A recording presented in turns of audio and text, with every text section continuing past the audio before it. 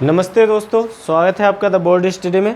Part 3 में हमने 21B exercise के 13 सवाल कर लिए थे। आज से हम यहाँ 14th सवाल ले रहे हैं। ठीक है बंटी दी, वो वाला फ़ैन बंद कर दो। ठीक है, तो 21B के हम यहाँ पर 14 सवाल लेंगे। ठीक है, तो चलिए देखते हैं। हमारा जो 14 नंबर का सवाल है उसमें बोल रहा है भाई एक बैग है जिसमें 5 लाल गेंदे हैं। मैं हिंदी में बताता जा रहा हूँ। आर स्टैंड फॉर रेड है ना। 5 लाल गेंदे हैं, 7 ग्रीन बॉल से मतलब हरी है, 4 वाइट बॉल है मतलब सफ़ेद गेंदे। तो टोटल बॉल्स कितनी हो जाएगी? तो 5 7 12 4 16 गेंदे हैं कुल। ठीक है, उसके बाद वो बोल रहा है probability taken out 3 balls without replacement. हमें क्या करना है, इसमें से 3 गेंदें निकालनी बिना वापस रखे। वापस नहीं रख रहे, जो गेंद निकाल ली वो निकाल ली। इवेंट क्या है, घटना क्या घटित होनी चाहिए? Balls are white green and red simultaneously, है ना। मतलब जो गेंदें हो वो कैसी हो, पहली बॉल वाइट हो, दूसरी ग्रीन हो और तीसरी रेड हो। इसकी प्रोबेबिलिटी निकालनी, मतलब पहली गेंद सफ़ेद हो, दूसरी हरी हो और तीसरी रेड हो। तो देखो इसकी प्रोबेबिलिटी बहुत आसानी से हम निकाल सकते हैं भाई। पहली बॉल के वाइट होने की प्रोबेबिलिटी, तो वाइट बॉल कितनी अपने पास? 4 है। सफ़ेद गेंदें 4 है, 4 कितने में से निकाल रहा है? 16 गेंदों में से गुणा। अगली बॉल जो हम निकाल रहे हैं वो ग्रीन है, लेकिन ये जो बॉल निकाल ली हमने रखी नहीं वापस, तो बैग में कुल कितनी गेंदें बच गई? 15 गेंदें बच गई। हरी गेंदें कितनी अपनी? 7 है, क्योंकि हमने यहाँ से कौन सी गेंद निकाली है? अभी हमने यहाँ से निकाली थी वाइट बॉल, तो 7 गेंदें 7 ही रहेगी, बस कुल में से एक कम हो जाएगा। अगला क्या पूछ रहा? तीसरी बार में कौन सी गेंद आनी चाहिए? रेड। तो देखो अब 2 बॉल बाहर जा चुकी है, तो कुल बॉल तो अच्छी 14। रेड बॉल्स कितनी अपने पास? मतलब लाल गेंदें 5 है, तो ऊपर 5 आ जाएगा। इसे सोल्व कर दो, आंसर आ जाएगा अपना। देखो इसे सोल्व करते, 4 एकम 4, 4 चुकू 16। ठीक है, 7 एकम 7, 7 दूना 14, 5 एकम 5, 5 तिया 15। तो ऊपर तो बचा है 1, नीचे 4 तिया 12 दूना 24। तो इसका आंसर आ गया 1/14। इसका आंसर है भाई 1/24 प्रोबेबिलिटी है कि ये बॉल कौन सी हो। सबसे पहले वाइट निकले, फिर ग्रीन और फिर रेड निकले। चलो अगला सवाल करेंगे, आप स्क्रीनशॉट ले लीजिए। ठीक है बच्चों, मैंने नया सवाल लिख दिया, 15वां। अच्छा सा सवाल है, समझना। परम्यूटेशन कॉम्बिनेशन का यूज़ होगा और दूसरी मेथड से करेंगे तो ज़्यादा लंबा हो जाएगा, है ना। समझने की कोशिश करना। एक बैग दिया हुआ है जिसमें 7 सफ़ेद गेंदें हैं, 5 काली गेंदें हैं और 4 लाल गेंदें हैं। ठीक है, तो हमसे बोल रहा है भाई वो कि प्रोबेबिलिटी में अपन क्या कर रहे हैं कि 4 बॉलों को निकाल रहे हैं, 4 गेंद निकाल रहा है विदाउट रिप्लेसमेंट, मतलब बिना वापस रखे। मतलब एक गेंद निकाल ली, उसे वापस नहीं रखेंगे, तो बॉलों की जो नेट संख्या, जो कुल संख्या, वो कम होती जाएगी।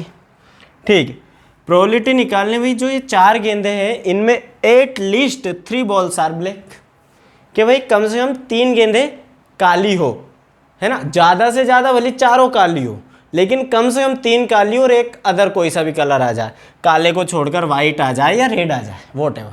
ठीक है, तो हम प्रोबेबिलिटी निकालेंगे। देखना है, सब शब्दों का खेल है, तो अपन बोल देते हैं भाई। सबसे पहले हम मान लेते हैं भाई 3 बॉल्स आर ब्लैक। शुरुआत में ही निकल आई वो, 3 balls are black and 1 other colour की बॉल आ गई। ठीक है, हिंदी में बोले तो 3 गेंदें काली और एक अन्य।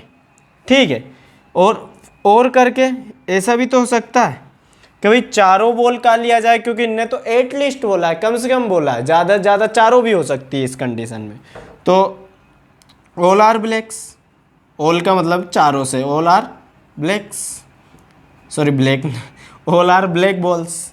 ठीक है भाई, चारों गेंदें ही काली आ जाए। अब यहाँ प्रोबेबिलिटी देखना। सबसे पहले हम बात करें 3 बॉल्स आर ब्लैक। 3 गेंदों के शुरुआत की जो 3 गेंदें उनके काली होने की प्रोबेबिलिटी। तो बॉल्स हमारे पास ब्लैक बॉल, काली गेंदें कुल कितनी है? 5। 5 में से कितनी गेंदें निकालनी हमें रेंडमली? 3। तो 5C3 कर देंगे। बात समझना, 5 में से कितनी गेंदें निकालनी थी हमें? 3, तो हमने ऐसा कर दिया। फिर ये जो एंड वर्ड आया, इस एंड वर्ड का मतलब है यहाँ, इस एंड को हिंदी में और बोलते हैं। इस और का मतलब है मल्टीप्लाई। और एक गेंद अदर भी तो आ सकती है भाई, एक गेंद अदर, जब भी तो 4 गेंद होंगी, अभी तो हमने 3 ही गेंद निकाली। तो एक अदर कलर की हो सकती है। अदर कलर में क्या है? वाइट है और रेड है। अब वाइट और रेड दोनों की संख्या कितनी है? तो 7 और 4 11, है ना। मतलब हमें 11 गेंद में से एक गेंद चाहिए कोई सी भी, तो हमारी 4 हो जाएगी। तो 11C1 कर दिया, देखो 3 और एक 4 गेंद हमने निकाल ली। भाई ये तो हमने जो प्रोबेबिलिटी निकाली वो टोटल कंडीशन कितनी हो सकती थी, तो टोटल कंडीशन हम ऐसे लिखेंगे ना भाई, कुल कितनी गेंद है, तो 7 5 12 4 16 गेंदे को टोटल। तो 16 में से हमने कितनी गेंदें निकाली, 4, तो कुल कंडीशन हो गई 16C4। ठीक है, अब यहाँ पर आगे देखना, अभी हमारी लाइन खत्म नहीं, अब आया है और का मतलब होता है प्लस। और को हिंदी में बोलेंगे या, कंफ्यूज मत होना, ये एंड है, एंड को हिंदी में और बोलते हैं, ये और है, और को हिंदी में या बोलते हैं। अब या का मतलब होता है प्लस। क्या बोल रहा है भाई, ऑल आर ब्लैक बॉल्स, भाई चारों ही ब्लैक हो जाए। तो ब्लैक बॉल है कितनी, 5, 5 में से कितनी गेंदें निकालनी है हमें, 4। तो ये कंडीशन हो गई। कितनी कंडीशन है टोटल, तो टोटल कंडीशन है 16C4। बात आई समझ में? इसे सोल्व कर देंगे, आंसर आ जाएगा। बचा क्या, आपको ओपन करना आता ही है परम्यूटेशन कॉम्बिनेशन में। तो देखो 5C3 को कैसे ओपन करेंगे, देखो ओपन करने का तरीका बताऊं। जितना नीचे कितना लिखा है 3, तो 5 को घटते क्रम में 3 बार गुणा कर दो, तो 5 × 4 × 3 होगा ना, 1 2 3 संख्या, बटे में 3 का फैक्टोरियल ओपन कर दो, 3 × 2 × 1, ठीक है, इंटू 11C1 है।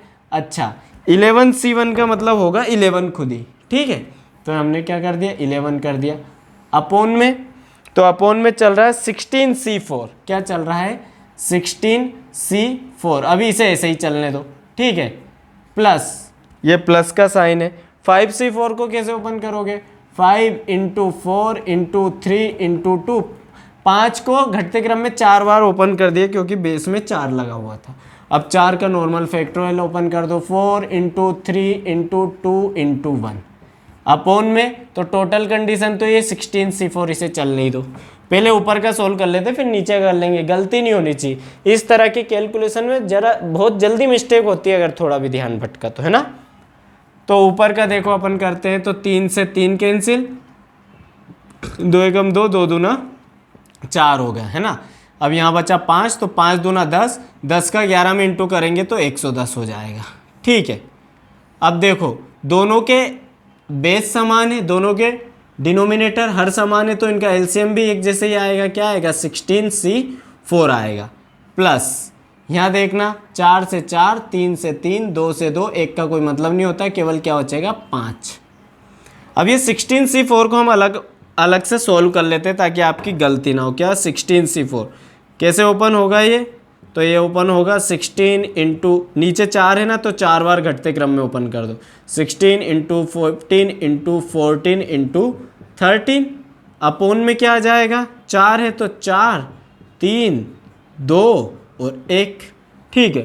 काटते हैं इसे, तो देखो 4 दूना 8, ठीक है, और 8 दूना 16, 2 यहाँ से आ गया, 3 एकम 3 और 3 पचे 15 यहाँ से आ गया। तो यह देखना ये कितना हो जाएगा अपना, 5 दूना 10, ठीक है ना। तो हो जाएगा 5 दूना 10 × 14 × 13, इसे ऐसे ही रहने दो। मतलब 16C4 की जगह हम ये लिख सकते हैं, तो यहाँ लिख देते हैं इस सवाल में जो अपना चल रहा है। तो 110 और 5 115 हो गए, बटे में क्या आ जाएगा 10 × 14 × 13। ये मैंने अभी कंप्लीट मल्टीप्लाई इसलिए नहीं किया क्योंकि कैंसिल हो जाएगा। देखो 5 से काटेंगे, 5 दूना 10, ठीक है, और 5 दूना 10, 1 5 तिया 15, ऊपर कितना बच गया 23। नीचे ध्यान देना, 14 का 13 में गुणा करेंगे तो आएगा 182, 14 का 13 में गुणा करेंगे तो आएगा 182, 182 में 2 का गुणा करेंगे तो 2 दूना हो जाएगा 4, और 18 दूनी हो जाएगा 36, तो आ जाएगा 364, तो बटे में आ जाएगा 364। यही आपका आंसर है प्रोबेबिलिटी का इसकी, ठीक है। चलिए अगला सवाल करेंगे, आप लोग स्क्रीनशॉट ले लीजिए। समझ में नहीं आया, कम आया, पीछे जाइए फिर से अगर देखिए, मैं आपको इंश्योर कराता हूँ पक्का समझ में आएगा, ठीक है बच्चों। अगला सवाल है, बढ़िया सरल सा ही सवाल है, 16वां। इस बार ताश के पत्तों की बात कर रहा है, ठीक है। खेलते होंगे ना, खेले होंगे प्ले कार्ड आप लोगों ने, ये गलत सेंस मतलब प्ले कार्ड इंटरटेनमेंट का बहुत बढ़िया जरिया होता है। लॉकडाउन में हमने धेला पकड़ बहुत खेला। पता नहीं, बताइए भैया आपके यहाँ किस नाम से जाना जाता है, जिसमें जो दस्ता रहता है ना उसको बनाना पड़ता है, उसको अलग अलग मेथड है, बहुत मज़ा आते हैं उस गेम में, खेलते हैं हम अक्सर फैमिली में जब बैठते हैं तो यहाँ पर पूछ रहा है भाई एक 52 कार्ड्स रहते हैं। चलो थोड़ा सा परिचय दे देता हूँ इनके बारे में कि भाई 52 तो कुल पत्ते होते हैं इसमें, ठीक है, जो 4 तरह के डिज़ाइनों में बटे रहते हैं। अब कुछ डिज़ाइन के मुझे इंग्लिश में नाम याद है, कुछ के नहीं है, ठीक है। पहली डिज़ाइन रहती है जिसे आप बोलते हो हुक्म, है ना, जो काला पान रहता है ना, काला पान जो रहता है, दिल है ना, ब्लैक दिल, ठीक है, इसे शायद स्प्लेट बोलते हैं, है ना, स्प्लेट ऐसा कुछ। दूसरी डिज़ाइन रहती है वो भी पान रहती है लेकिन ये रेड रहता है, ठीक है। तीसरा रहता है इसमें डायमंड, ठीक है। और चौथा जिसे हिंदी में चिड़ी बोलते हैं और इंग्लिश में मुझे पता नहीं क्या बोलते, जो भी बोलते हो। 4 हिस्सों में बटे रहते हैं 52 पत्ते। हर एक हिस्से के कितने पत्ते होते हैं? 13 पत्ते होते हैं, तो 13 चुकू 52 हो गए, ठीक है। इनमें एक चीज़ और ये रहती है कि इसमें जो 4 तरह की डिज़ाइन है 2 कलर में डिवाइड रहती है। इनमें से 2 ब्लैक रहती है। कौन कौन सी? एक तो ये ब्लैक है ही सही, एक ये ब्लैक रहता है, मतलब चिड़ी और हुक्म जिसे अपन बोलते हैं वो कैसा रहता है? ब्लैक रहता है। बाकी ये वाला पान और ये जिसे हम ईट या डायमंड बोलते हैं ये रेड कलर में होते हैं, है ना, तो 2 कलर में। तो अगर हम कलर की बात करें 52 पत्तों में, तो 52 पत्तों में 2 कलर रहेंगे। एक तो रहेगा रेड मतलब लाल, जिसके कितने पत्ते रहेंगे? तो 13 ये तो 26 लाल कलर के पत्ते रहेंगे, ठीक है। और ब्लैक कलर की बात करें तो 26 ब्लैक कलर के पत्ते रहेंगे, ठीक है। इनके बारे में बता ही देता हूँ मैं। अब ये जो 13 पत्ते रहते हैं बच्चों, ये डिवाइड रहते हैं 2 से लेकर तो 10 तक ये रहते हैं। फिर उसके बाद आ जाता है गुलाम मतलब जैक जिसे इंग्लिश में बोलेंगे। फिर आ जाता है क्वीन मतलब बेगम। फिर आ जाता है किंग मतलब बादशाह। फिर सबसे बड़ा रहता है एस जिसे हम इक्का बोलते हैं। तो ये सारी डिज़ाइनें हर एक पत्ते की होती है। इस काले पान की भी होती है, लाल पान के भी होते हैं ये डिज़ाइन, और डायमंड मतलब हमारे ईंट के भी होते हैं, और ये चिड़ी के भी होते हैं, ठीक है। तो इस तरीके से पूरा इनका मामला डिवाइड रहता है, ठीक। तो अब अब अपन सोल्व करेंगे तो आपको अच्छे समझ में आएगा।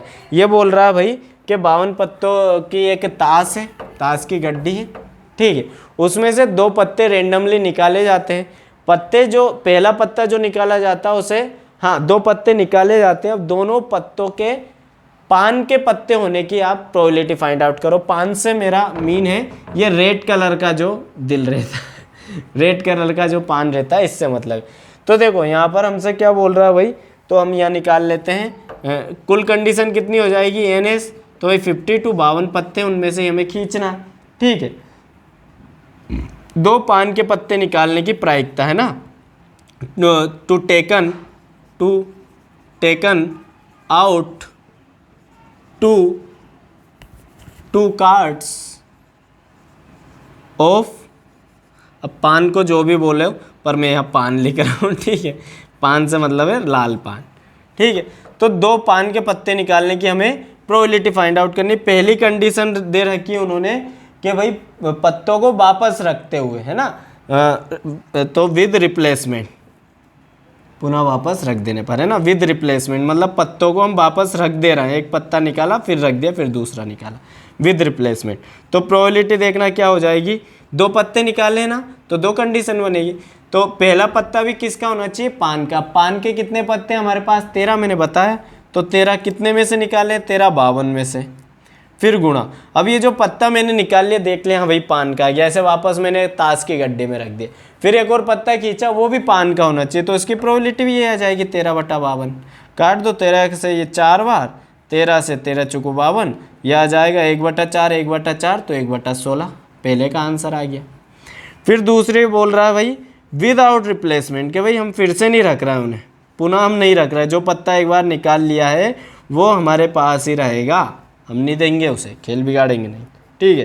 तो PE बराबर क्या हो जाएगा, यहाँ देखना, पहला लाल पान का पत्ता होगा तो 13/52 ही रहेगा वो, ठीक है, गुणा दूसरा भी रेड ही होना चाहिए। तो देखो एक तो हमने निकाल के रख लिया, तो पान के पत्ते कितने बचे हैं 12, और कुल में से भी एक कम हो जाएगा, ये 51 हो जाएगा। इसे सोल्व कर दो आप लोग, तो देखो क्या हो जाएगा, ये 3 से इसे काटे तो 3 चुकू 12 है ना, और ये 3 एकम 3 और 3 सतह 21, 3 से कैंसिल हो गया।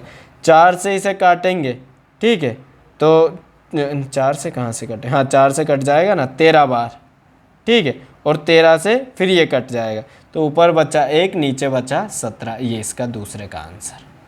बहुत सरल क्वेश्चन का मतलब बहुत सरल क्वेश्चन था, थोड़ा सा आपको अब नॉलेज भी हो गया होगा कार्ड्स के बारे में। चलो अगला सवाल करेंगे।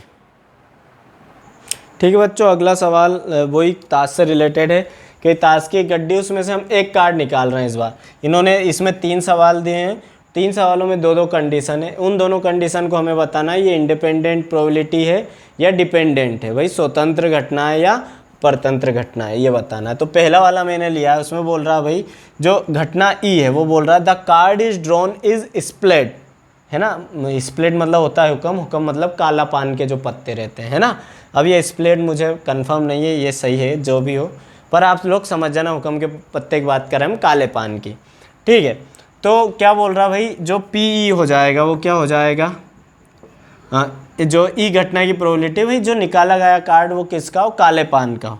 तो काले पान के पत्ते हम जानते हैं कुल कितने होते हैं 13, ठीक है, और कुल कंडीशन कितनी है तो 52 पत्तों में से निकालना है। तो पी की वैल्यू हो जाएगी 13/52, या फिर इसे हम लिख सकते हैं 1/4, ठीक है। उसी तरह एफ जो घटना दे रखी है उन्हें the card is drawn is an ace, कि भाई जो कार्ड निकाल, एस मतलब होता है इक्का, तो भाई जो कार्ड निकाल रखा हो वो क्या हो, इक्का हो, एस हो। अब इक्के कितने होते हैं 52 पत्तों में, तो 4 इक्के होते हैं, एक हुक्म का होता है, एक लाल पान का होता है, एक ईंट का होता है और एक चिड़ी का होता है। तो मतलब हमारे पास ये जो पी एफ जो निकलेगा, एफ घटना की प्रायिकता वो भाई 4 होते हैं, ठीक है, कितने में से निकालने 52 में से, तो इसे काटो 4 से तो ये हो जाएगा 1/13, ठीक है। अब इन दोनों का हमें यूनियन भी निकालना है, सॉरी इंटरसेक्शन भी निकालना है, कॉमन घटनाएं भी निकालनी है ना, सर्वनिष्ठ, तभी तो स्वतंत्र बता पाएंगे हम। तो यहाँ हम निकालें तो ई सर्वनिष्ठ एफ की प्रायिकता। तो बच्चों समझना, यहाँ हम सारे काले पान के पत्ते ले रहे हैं, है ना। अब इस काले पान के पत्ते में एक इक्का भी तो है, और वो इक्का इन चारों इक्कों में से ही तो एक होगा। भैया हमने चारों इक्के ले लिए, काला पान का भी ले लिया, लाल पान का भी ले लिया, ईंट का भी ले लिया और चिड़ी का भी ले लिया, है ना। और यहाँ हम केवल काला पान ले रहे हैं, तो एक काला पान का इक्का इसमें भी सम्मिलित है इसका, मतलब एक जो घटना है वो इन दोनों में कॉमन है, मतलब एक पत्ता इन दोनों में कॉमन है, दोनों घटनाओं में।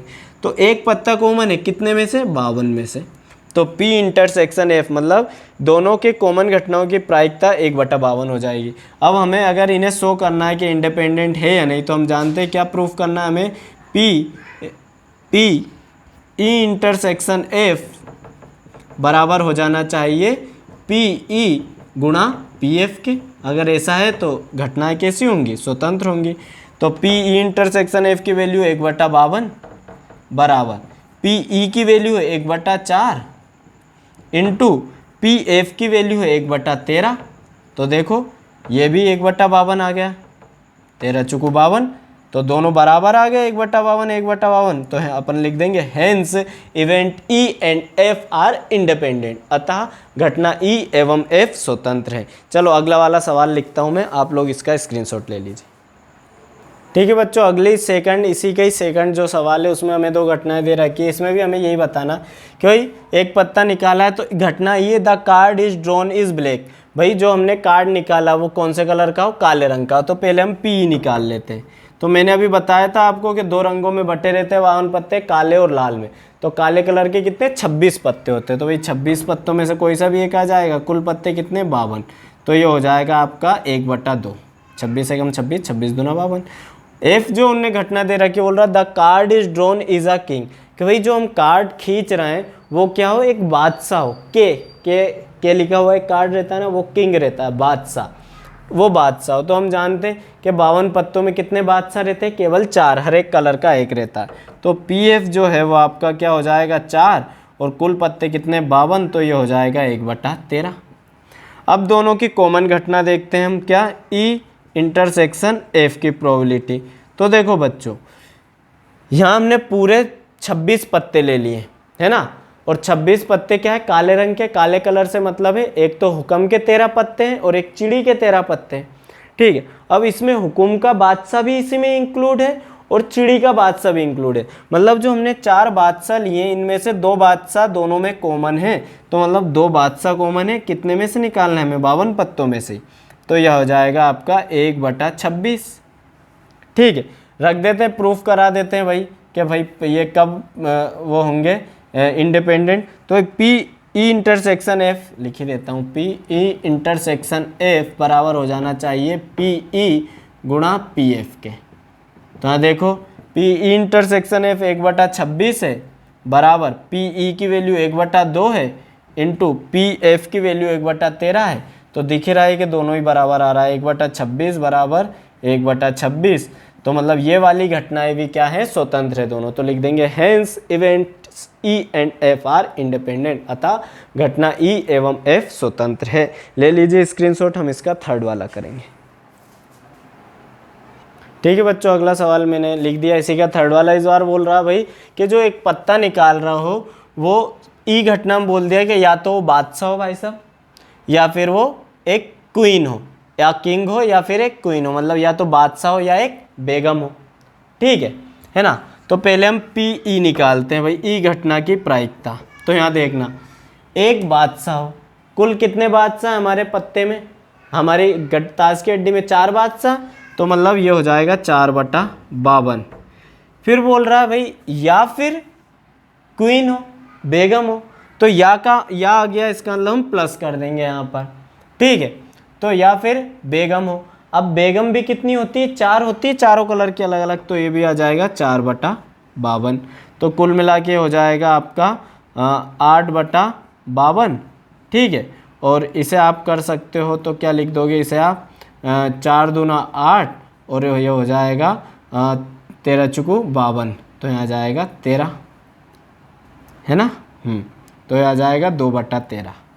उसी तरह पी एफ की बात हम करते हैं, तो एफ घटना के विषय में इनका कहना है the card is drawn is a queen और एंड अ जैक, एंड नहीं है और होगा, या वर्ड का उपयोग किया ना, और, हाँ शब्दों का बहुत बड़ा खेल है, और या तो भाई जो एफ घटना है वो भी क्या हो, या तो एक बेगम हो वो, या फिर एक जैक, जैक मतलब होता है गुलाम, जे नाम से जो कार्ड रहता है वो, ठीक है। तो इसकी बात करें तो वापस से बेगम कितनी होती है, 4 होती है, तो 4/52, फिर या आ रहा है इसलिए और आ रहा है इसलिए प्लस, अच्छा जे गुलाम भी 4 होते हैं तो 4/52 ये भी आ जाएगा बराबर, इसको भी सोल्व करूंगा तो 2/13 ही आएगा। अब इन दोनों में कॉमन घटना है, देखो ई इंटरसेक्शन एफ, तो इन दोनों में हम कॉमन क्या कर रहे हैं भाई, यहाँ दिख ही रहा कि यहाँ पर भी हम क्वीन चाह रही, हमें यहाँ पर भी बेगम चाह रही, तो दोनों बेगम वाली घटनाएं इसमें कॉमन है, बाकी तो और कुछ होंगे नहीं। तो बेगम कितनी है, 4/52, तो यह आपका आ जाएगा कितना, 1/13 आ जाएगा ना डायरेक्ट, 1/13, ठीक है। करते हैं अब इन्हें सॉल्व। तो हम जानते हैं ये स्वतंत्र कब होंगी, जब P A E intersection F बराबर P E into P F हो जाए। पी इंटरसेक्शन एफ क्या आ रहा है, 1/13, ठीक है, बराबर पी ई आ रहा है 2/13 और इंटू पी एफ भी कितना आ रहा है, 2/13। तो देखने से ही लग रही भाई बराबर नहीं है, ये 1/13 हो रहा है और ये 2 दूना 4 और 1/69, तो स्पष्ट है कि इक्वल नहीं है। अब इक्वल नहीं है तो हम लिख देंगे कि भाई ये स्वतंत्र घटनाएं नहीं है, hence event E and F R not independent events, ठीक है। चलो मैं इसे चेक कर लेता हूँ, फिर आगे का सवाल करेंगे। ठीक है बच्चों, 18वां सवाल है, अच्छा सवाल बोला है भाई हमसे कि वही 52 पत्तों का एक कार्ड का पैक है, ठीक है। पैक का मतलब यहाँ ताश की गड्डी से है ना, और दूसरा पैक मत समझ, कितने कंडीशन होंगे, 52 पत्ते होंगे। अब इसमें बोल रहे हैं हम एक के बाद एक पत्ता निकालते हैं, मतलब 2 पत्ते निकालते हैं विदाउट रिप्लेसमेंट, वापस बिना वापस रखे हुए, है ना। तो हमने इसमें से 2 कार्ड निकाले, तो बोल रहा है कि आप प्रोबेबिलिटी फाइंड आउट कीजिए। प्रोबेबिलिटी किसकी फाइंड आउट कीजिए कि उनमें से जो पहला कार्ड हो, वो पहला कार्ड क्या हो, तो 1 इज एस, 1 इज एस मतलब पहला कार्ड क्या हो, इक्का हो, और इक्का जिस कलर का निकले, and other is queen, queen मतलब बेगम, ऑफ अदर सेड अलग कलर की, of other said, other said का मतलब है अलग कलर की, है ना। जैसे हम जानते हैं कि पूरे पत्ते दो कलर में डिवाइड है, काला और लाल, रेड एंड ब्लैक। तो अगर रेड कलर का इक्का निकल के आया है तो बेगम कैसी आनी चाहिए, ब्लैक कलर की, या ब्लैक कलर का अगर इक्का निकल के आया है तो बेगम होनी चाहिए रेड कलर की। तो हम यहाँ प्रोबेबिलिटी जब निकालेंगे इवेंट ई की जो प्रोबेबिलिटी निकालेंगे हम, तो क्या हो जाएगा, पी ई बराबर, यहाँ हम लिख देते हैं क्या बोल रहे हैं हम, तो या अगर मान लो पहले रेड कलर का एस आ गया, लाल कलर का इक्का आ गया, तो फिर ब्लैक कलर की क्या आनी चाहिए, क्वीन आनी चाहिए, है ना। और है ना, और क्या होना चाहिए, अगर मान लो रेड एस ना आकर ब्लैक एस आ गया हो, भाई काले कलर का इक्का आ गया हो, ठीक है, तो रेड कलर की क्वीन आनी चाहिए। बात आई समझ में, यहीं से अपना सवाल सोल्व हो जाए। रेड कलर का एस, अब यहाँ देखो रेड कलर के एस से मतलब ये नहीं कि रेड कलर का ही आएगा, चार इक्के ना, चारों में से कोई सा भी आ जाएगा, बस क्वीन अपोजिट साइड की आनी चाहिए, तो समझना। तो यहाँ रेड का मतलब ये मत समझना सर लाल कलर के दो इक्के रहते हैं तो 2/52, नहीं, यहाँ 4/52 ही करना है आपको। इस सवाल में बिल्कुल ध्यान रखना, क्योंकि हमें इक्के का कंफर्म नहीं करना है कि रेड है, भाई इक्का काला भी हो सकता है, ये कंडीशन हमने इसलिए लिखी है हमारा सॉल्यूशन थोड़ा जल्दी हो जाए, है ना। तो 4 में से 4 निकाल ली हमने। अब ये रेड कलर का एस अगर मान लो आ गया, तो क्वीन पक्का है कि काले कलर की आनी चाहिए। ये वाला इवेंट डेफिनेट है कि यही होना चाहिए, ये डेफिनेट नहीं है, रेड भी हो जाएगा ब्लैक भी हो जाएगा, इसलिए हमने 4 ली। अब चूंकि ये डेफिनेट इवेंट है, भाई निश्चित है कि काली कलर की क्वीन आनी चाहिए, काली कलर की बेगम आनी चाहिए। तो भाई 4 बेगम रहती है, 2 काले कलर की रहती है, 2 लाल कलर की रहती है, तो मतलब काले कलर की अगर बेगम है तो 2 बेगम चाहिए हमें 52 पत्तों में से। फिर आ गया और वर्ड, तो और की जगह आ जाएगा प्लस। अच्छा, अब 52 पत्ते नहीं होंगे, क्योंकि हमने एक्चुअल में जो हमने बोला विदाउट रिप्लेसमेंट, हम वापस नहीं रख रहे हैं ना, यहाँ लिख देते हैं हम विदाउट रिप्लेसमेंट, हम वापस नहीं रख रहे हैं उसको, इसलिए एक पत्ता टोटल में से कम हो जाएगा, ये ध्यान रखना। अब क्या करें, अब ब्लैक एस चाहिए, फिर हमारे पास कंडीशन है चारों में से कोई सा भी हमें एक इक्का चाहिए, तो 4/52। अब मान लो वो इक्का काले कलर का पकड़ में आ गया, तो क्वीन अब लाल कलर की आ जानी चाहिए, रेड क्वीन। तो रेड कलर की क्वीन भी 2 ही होती, लाल कलर की बेगम 2। अब एक पत्ता कम हो गया तो हो जाएगा 51, इसे जोड़ दो, घटा दो, ठीक है। तो देखो यहाँ से अगर इसे अपन कर दे तो ये हो जाएगा 13, ठीक है, और यहाँ से भी ये हो जाएगा 13, तो ऊपर कितना बचेगा आपका, तो नीचे एलसीएम तो आ जाएगा आपका 13 × 51, और ऊपर से आ जाएगा यहाँ पर 2 और 2 कितने हो जाएंगे, ये 4 हो जाएंगे, है ना। 2 + 2 लिख ही देता हूँ, इधर से 2 बचेगा प्लस इधर से भी 2 बचेगा, तो हो जाएगा 4, नीचे 13 एकम 13, 3, 13 पंजे 65, और 13 एकम 13, तो 1 हासिल बचा, 13 पंजे 65 और 66, ये इसका आंसर आ गया 4/663। ठीक है, ले लीजिए स्क्रीनशॉट, हम अगला सवाल करते हैं। ठीक है बच्चों, तो यहाँ मैंने 19th वाला सवाल लिख दिया है। तो इसमें बोला है कि भाई 2 बैग हैं, पहले बैग में 3 लाल गेंदे हैं, 5 काली गेंदे, 3 रेड बॉल से, 5 ब्लैक बॉल से। उसी तरह दूसरे बैग में 6 लाल गेंदे हैं और 4 काली गेंदे हैं। एक बार मैं कंफर्म कर लेता हूँ, लेट आई चेक वंस, ताकि कहीं गलत ना लिख दें हम। ठीक है, दूसरे थैले में 6 लाल और 4 काली, बिल्कुल सही है। हमें प्रोबेबिलिटी में बोल रहा है भाई to taken out 1 ball from each bag, दोनों गेंदों में से हमें, दोनों बैगों में से हमें एक एक गेंद निकालनी है, ठीक है, और दोनों में से, ठीक है। तो यहाँ पर प्रोबेबिलिटी, दोनों में से हमें एक एक बॉल निकालनी है। तो प्रोबेबिलिटी क्या फाइंड आउट करनी है आपको, इवेंट ई, कि भाई जो बॉल हो वो पहले, एक तो रेड बॉल हो और एक ब्लैक बॉल हो। क्या बोल रहे हैं, वन इज ये बोला ना,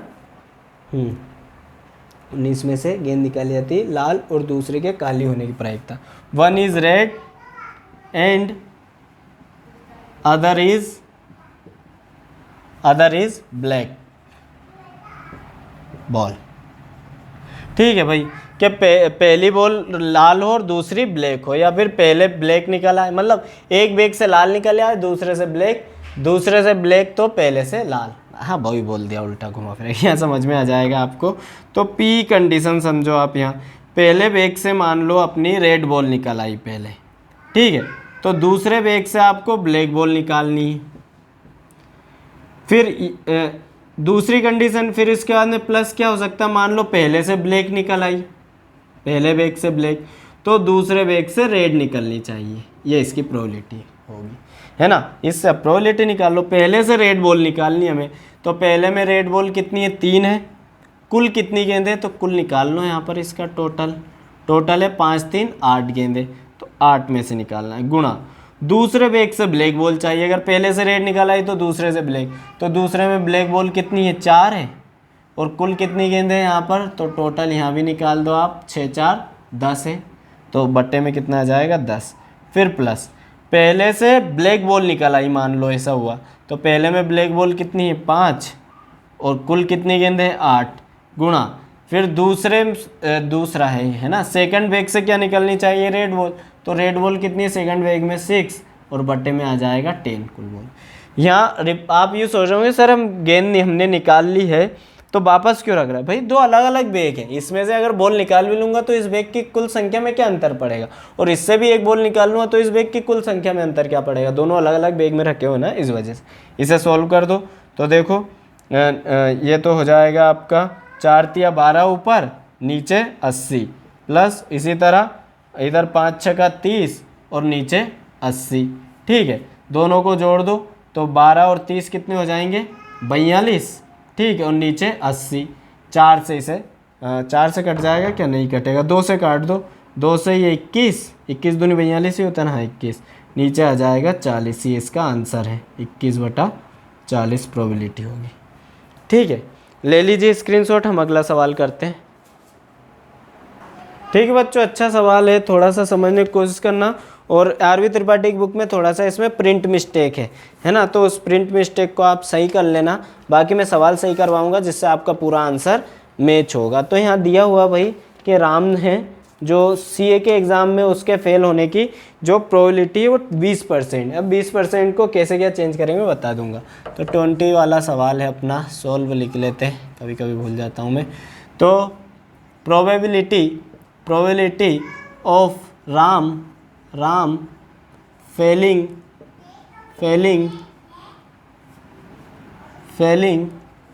इन कौन सा एग्ज़ाम है, सीए एग्ज़ाम, इन सीए में फेल होने की जो प्रोबेबिलिटी वो कितनी है 20%। अच्छा, इस प्रोबेबिलिटी को हम मान लेते हैं PA मान लेते हैं, ठीक है, कंसीडर कर लेते हैं।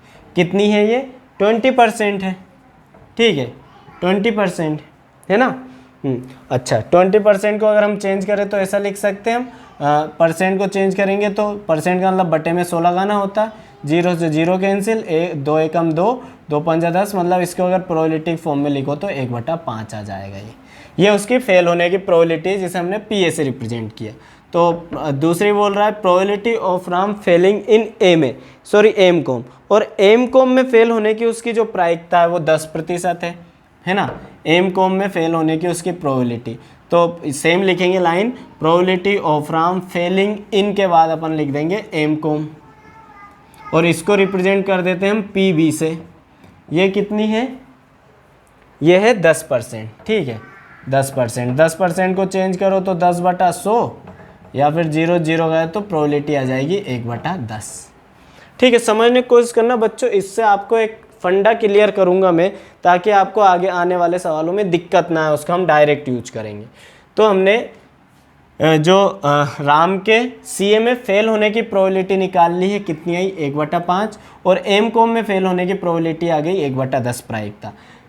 जो CA वाली है उसे PA से रिप्रेजेंट कर रहे हैं, और एम कॉम वाली को PB से रिप्रेजेंट कर रहे हैं। अब हमसे आपकी बुक में तो दे रखा है कि दोनों में फेल होने की प्रायिकता क्या है, ठीक है, मतलब दोनों में फेल होने की प्रोबेबिलिटी तो आप डायरेक्ट निकाल सकते हो, दोनों में फेल होने की प्रोबेबिलिटी गुणा कर दो, पर ऐसा इसका आंसर नहीं आ रहा। इसका जो क्वेश्चन है ये ऐसा बनेगा कि दोनों में से कम एक में फेल होने की प्रोबेबिलिटी, ज़्यादा से ज़्यादा वाली दोनों में फेल हो जाए पर एटलीस्ट फेल इन 1 एग्जाम। तो प्रोबेबिलिटी किसकी फाइंड आउट करनी है हमें, probability of fail in at least one exam. भाई दोनों में से एमकॉम और सीए में से किसी में एक में फेल होने की कम से कम प्रोबेबिलिटी, जैसे हम किससे रिप्रेजेंट करते हैं, किसी से मत करो, इसे आप ऐसे ही चल रहे हो। अब बच्चों एक में फेल होने का मतलब है, समझना है एसेंस समझना, एक में फेल होने का मतलब ये है, कम से कम एक में फेल होने का मतलब कि ज़्यादा से ज़्यादा भले दोनों में फेल हो जाए, है ना, पर कम से कम एक को पास करे, एक में फेल हो। यहाँ समझना पूरी चीज़ कि मान लो वो एमकॉम में पास होता है, तो यहाँ एक बात और समझा दूँ, अगर इसके फेल होने की प्रोबेबिलिटी हमने पीए से रिप्रेजेंट करी, तो सीए में पास होने की प्रोबेबिलिटी को हम पीए बार से रिप्रेजेंट करेंगे। किससे रिप्रेजेंट करेंगे? पीए बार से। और पीए बार का मान क्या होता है? 1 माइनस पीए हो जाएगा। मतलब सीए में उसके पास होने की प्रोबेबिलिटी क्या हो जाएगी? 1 माइनस पीए। तो 1 माइनस पीए की वैल्यू क्या अपने पास? 1/5। तो 1/5 यहाँ आ जाएगा, इसका आ जाएगा 4/5। मतलब हमने उसके सीए में फेल होने की प्रोबेबिलिटी तो है 1/5 और सीए में ही पास होने की प्रोबेबिलिटी है 4/5। उसी तरह उसके एमकॉम में फेल होने की प्रोबेबिलिटी 1/10। जैसे हम पीबी से रिप्रेजेंट कर रहे हैं, तो एमकॉम में पास होने की प्रोबेबिलिटी को हम पीबी बार से रिप्रेजेंट करेंगे। ये किसके बराबर हो जाएगा? 1 माइनस पीबी के बराबर, है ना। तो हो जाएगा 1 माइनस पीबी की वैल्यू 1/10, या फिर इसे हम लिख सकते हैं 9/10। इसे सोल्व करोगे तो मतलब एमकॉम में फेल होने की उसकी प्रायिकता 1/10 है, तो एमकॉम को पास करने की उसकी प्रायिकता कितनी हो जाएगी? 9/10। ठीक है ना, दिख तो रहा ना सब बराबर? हाँ दिख रहा। अब हम यहाँ प्रोबेबिलिटी फाइंड आउट कर रहे हैं किसी एक एग्जाम में फेल होने की। तो भाई साहब वो मान लो सीए में फेल हो जाता है तो एमकॉम में पास हो जाएगा। सीए में फेल होने की प्रोबेबिलिटी पी है, तो एमकॉम में पास होना पड़ेगा उसे, क्योंकि एक ही एग्जाम में फेल होना। तो एमकॉम में पास होने की प्रोबेबिलिटी को हमने पीवी बार से रिप्रेजेंट किया। चलो भाई साहब ऐसा ना हुआ, मान लो वो सीए में पास हो गया तो पीए बार गुणा एमकॉम में फेल हो गया तो पीबी हो जाएगा। यहाँ देखो किस में फेल हो गया है? वो एमकॉम में। भाई कम से कम की बोल रहे हैं, ज़्यादा से ज़्यादा भाई दोनों में फेल हो जाए हमारी तरफ से, तो ये हो जाएगा पी ए इंटू पीबी भी कर सकते हैं भाई, कि भाई वो सीए में भी फेल हो गया और एमकॉम में भी फेल हो गया। ये सारी कंडीशन। एक चौथी कंडीशन हम यहाँ नहीं ले सकते कि भाई दोनों में पास हो जाए। अगर मान लो ऐसी कंडीशन आती तो सीए में भी पास हो जाता गुणा, और सीए में भी पास हो जाता और गुणा एमकॉम में भी पास हो जाता, तो एक कंडीशन यह लग जाती। अब बच्चों ये हमने सारी घटनाएं लिख ली जो इसके साथ हो सकती है कि भाई एक सब्जेक्ट सीए में पास फेल हो जाएगा, एमकॉम में पास हो जाएगा, या फिर एमकॉम में पास हो जाएगा, सीए में पास हो जाएगा, एमकॉम में फेल हो जाएगा, या दोनों में फेल हो जाएगा, दोनों में पास हो जाएगा। इसके अलावा कोई कंडीशन बन सकती है क्या? नहीं बन सकती। तो इन चारों की प्रोबेबिलिटी का मान हमेशा, अभी मैं कुछ आपको समझा रहा हूँ फंडा, ये वाली कंडीशन हम सवाल में नहीं लेंगे पर मैं आपको समझा रहा हूँ। तो इन चारों कंडीशन की प्रोबेबिलिटी कितनी आनी चाहिए? 1, क्योंकि इन चारों में से एक घटना तो संभव है ही सही, इनके अलावा 5 घटना नहीं होगी इसके साथ, इस भाई के साथ। तो इन सब की प्रोबेबिलिटी का सम कितना आ जाएगा? 1। तो अगर हमें इन तीनों घटनाओं की प्रोबेबिलिटी चाहिए, ये तीनों घटनाएं हमें क्या बता रही? समझना, ये तीनों घटनाएं हमें बता रही है कि कम से कम एक एग्ज़ाम में फेल होने की प्रायिकता, है ना, एटलीस्ट फेल इन 1 एग्ज़ाम, ये हमें बता रही। तो अगर इन तीनों को अपन सोल्व करने की जगह इसको जो क्या कर रहा है, दोनों में ही पास हो जा रहा, उसको उठा के मैं एक में से घटा दूं, मतलब ये 1 ये यहीं है, इस वाली टर्म को इधर ले आऊँ, minus P A bar into P B bar कर दूं, तो बराबर वो भी तो इसी के ही बराबर आ जाएगा। बात समझ रहा हूँ? मतलब कुल मिला के मेरा कहना यह है कि अगर हमारे पास ऐसी 2 कंडीशन दे रखी हो जिसमें दोनों घटना भाई पास भी हो रहा, फेल भी हो रहा, सफल भी हो रहा, असफल भी हो रहा, और हमसे बोल दे कि कम से कम एक बार सफल हो या कम से कम एक बार असफल हो, तो हम डायरेक्ट फॉर्मूला याद रखेंगे 1 minus P A bar into P B bar, हम उसे लिख सकते हैं, है ना। तो देखो अपन दोनों तरीके से इसे सोल्व करेंगे, आपको दोनों आंसर आएंगे। तो या तो मैं इस पूरे को सोल्व करूं यहाँ पर, या फिर जो मैंने 1 माइनस करके बताया, है ना। होप सो आपको समझ में आएगा, नहीं आया होगा तो कोई दिक्कत नहीं, ये वाली चीज़ तो समझ में आई होगी, है ना। अब सबके मान रख देते हैं हम, है ना। यहाँ 1 के बराबर नहीं है, ये तो अब हमें चाहिए। 1 के बराबर कब होता है? जब चौथी कंडीशन भी हम इसमें ऐड कर रहे होते हैं। तो देखो पी ए का मान क्या है अपने पास 1/5 है, इंटू पी बी बार का मान हम निकाल चुके 9/10 है, प्लस पी ए बार का मान हमने निकाला 4/5 है, गुणा पी बी का मान हमारे पास कितना है 1/10 है, प्लस पी ए का मान हमारे पास क्या है 1/5 है, और पी बी का मान 1/10 है। कर दो सबको सोल्व। तो देखो सबके वटे में तो 5 × 10 ही आ रहा, मतलब 50 ही आना है भाई साहब। ठीक है, ऊपर यहाँ से आ जाएगा 9, यहाँ से आ जाएगा 4, और यहाँ से आ जाएगा 1। ठीक है, तो ये आपकी प्रोबेबिलिटी हो जाएगी 9 1 10 4 14/50। इसे और काट दो आप तो हो जाएगा 7/25। यह आंसर आ गया, है ना। अब इतना फैलारा करने की जगह अपन ऐसा भी करके कर सकते थे, या फिर डायरेक्ट 1 माइनस, भाई दोनों में ही पास होने की प्रोबेबिलिटी, मतलब पी ए बार गुणा पी बी बार, देखना सेम आंसर आएगा जो अभी मैंने बताया आपको। तो 1 माइनस पी ए का मान पी ए बार का मान है 4/5 इंटू पी बी बार का मान है 9/10। देखो 1 माइनस 4 नमकी 36 है ना, और बटा 50, इसे सोल्व करो। 50 एलसीएम लेंगे तो 50 माइनस 36/50, 50 में 36 गए तो 14/50, देखो वही आ गया 7/25, है ना। तो हम ये भी कर सकते हैं और ये भी कर सकते हैं, जो आपको बेहतर समझ में आए। इसका हम आगे सीधा उपयोग करेंगे, इस वजह से मैंने इतना ज़्यादा टाइम लिया। मैंने कोशिश तो पूरी की, अब आगे भैया आपको समझ में आए ना आए। ठीक है, एक बार और देख लीजिएगा, पक्का आ जाएगा। हम नेक्स्ट सवाल लेते हैं। ठीक है बच्चों, आपका आंसर इन्होंने डेसिमल में दिया हुआ है, तो मैं वो और ला देता हूँ। तो देखो हम ये 14/50 का यहाँ उपयोग करेंगे, इधर बता देता हूँ मैं डेसिमल में 14/50। अच्छा, दोनों तरफ 2 गुणा करवा दूँ तो ऊपर हो जाएंगे 28, नीचे हो जाएगा 100। ठीक है, 100 का जब मैं 28 में भाग लूँगा क्या आ जाएगा 0.28 आ जाएगा। ये इसका आंसर दिया हुआ है आपको। ठीक है, मैंने सोचा बता दूँ, इतना भी क्यों छोड़े। चलो अगला सवाल करेंगे हम। ठीक है बच्चों, अगला सवाल है, तो मैं उठा लेता हूँ किताब से ही हो पाएगा। 21वें नंबर का सवाल है। इसमें बता रहा भाई दो कोई पोस्ट होंगी जहाँ पर इंटरव्यू देने अरुण और तरुण शामिल हुए। तो जो अरुण है उसके सेलेक्ट होने की प्रोबेबिलिटी, तो लिख देंगे probability of selection of Arun. तो अरुण के साक्षात्कार में चुने जाने की जो प्रायिकता है वो हम मान लेते हैं पी ए, कितनी दी हुई है आपको 1/2। ठीक है, और प्रोबेबिलिटी ऑफ सिलेक्शन ऑफ एक और कौन व्यक्ति दे रखा है तरुण। ठीक है, तो तरुण के सम्मिलित होने की प्रोबेबिलिटी को हम पी बी मान लेते हैं। ये कितना है अपने पास 1/5। ठीक है, हमसे वो प्रोबेबिलिटी पूछ रहे हैं उनमें से केवल एक के चुने जाने की प्रायिकता ज्ञात कीजिए। तो हमें प्रोबेबिलिटी फाइंड आउट करनी है, probability of selection of only 1 person. भाई अरुण और तरुण में से किसी के एक के सेलेक्ट होने की प्रोबेबिलिटी। तो देखो भाई यहाँ हम निकालेंगे, तो ये देखो ये अरुण के सेलेक्ट होने की प्रोबेबिलिटी पी है, तो मान लो अरुण के सेलेक्ट नहीं होने की प्रोबेबिलिटी क्या हो जाएगी P A bar. P A बार का मान कैसे निकालेंगे, एक में से पी ए को घटा दो, तो एक में से आधे को घटाऊंगा तो क्या आ जाएगी आधी। स्वाभाविक है, अपन नॉर्मल भी बोले आधे का मतलब 50%।